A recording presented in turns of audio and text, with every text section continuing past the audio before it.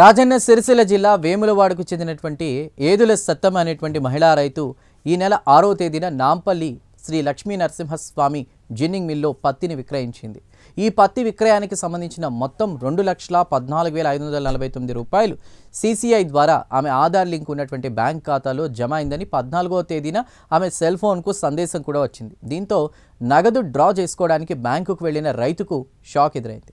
ఆమె ఖాతాలో డబ్బు జమ కాలేదని SBI అధికారులు స్పష్టం చేశారు. వెంటనే రైతు CCI అధికారులను సంప్రదించగా ఆశ్చర్యకరంగా ఆ నగదు వేములవాడ శ్రీ రాజరాజేశ్వర స్వామి ఆలయ బ్యాంకు ఖాతాలో జమ అయిందని గుర్తించారు.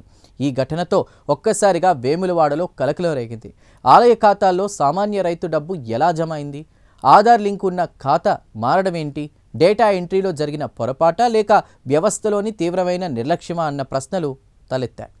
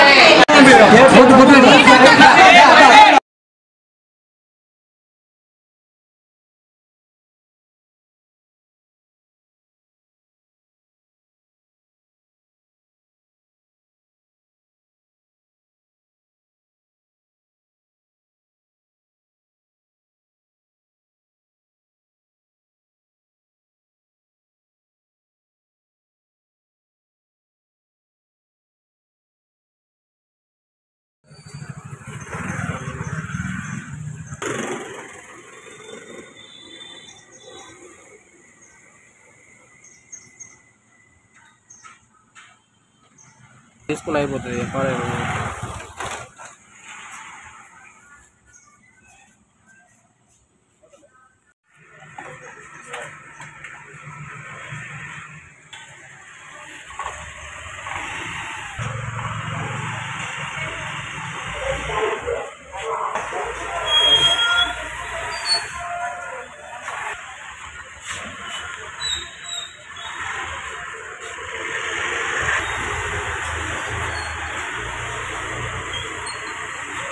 పాస్బుక్ కూడా